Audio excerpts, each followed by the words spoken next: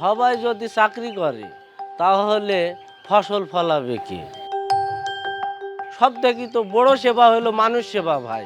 আমরা যে হারভেস্টার গাড়ি নিচ্ছি তারই ভিতরে তো মনে করেন যে মানুষ সেবাও একটা পড়ে নাকি।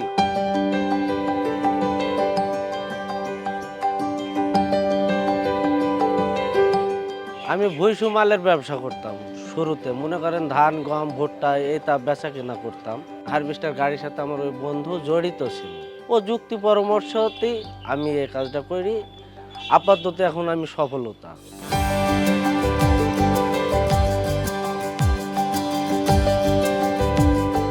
গমের যে একটা হুল আছে, ওই হুল তো মনে করেন হাতে হেনে যায়। আর যে ওর যে ধুলা, ওর ধুলা তো চরম খারাপ, শ্বাস প্রশ্বাসের সমস্যা হয়।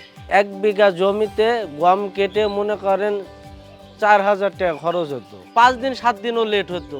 এখন মনে করেন সর্বোচ্চ 1 বিঘা জমিতে 15 থেকে 16-1700 ভিতরে বাড়িতে পর্যন্ত উঠে আসে। এই হারভেস্টার না আসলে তো মনে করেন আজকে গম কাটা লেবারের যে সংকট, এই সংকটটা তো মনে করেন পূরণ হতো না।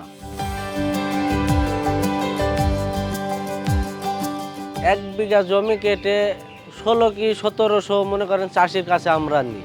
সর্বোচ্চ 500 টাকা 1 বিঘা জমিতে খরচ হয়। আমাদের 1000 টাকা লাভও হচ্ছে, তাদেরও 1-1.5 টাকা সেফটি হচ্ছে। দেখা যায় বছর শেষে আমার 7-8 লাখ টাকা খরচ খরচা বাদ দিয়ে অ্যামাউন্টটা থাকলো।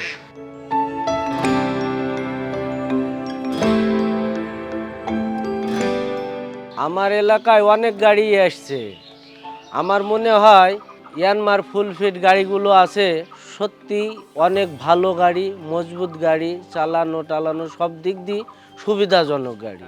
স্টিয়ারিং আছে, স্টিয়ারিংয়ে ড্রাইভারদের সবসময় তো ইজি মনে হয়। কলারগুলো ভালো আছে, রুলার এসবগুলো এক সাইড টিপ দিলে এক ধার উঁচা হয়ে যাবে।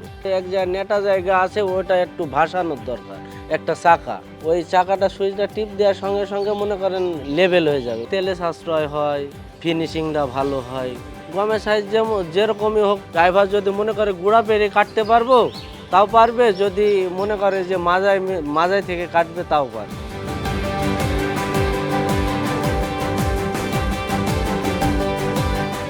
সার্ভিসের বিষয়ে আমার কিছু বলার নাই। বাংলাদেশে যে প্রান্তে থাকি না কেন, আমরা ফোন করলে যখন তারা দ্রুত চলে আসে, এটা আমার বলার কিছু নাই। তারা আসলে ভালো, আমাদের সাথে ওরা দীর্ঘদিন ধরে আছে, তাদের সাথেও আমরা আছি।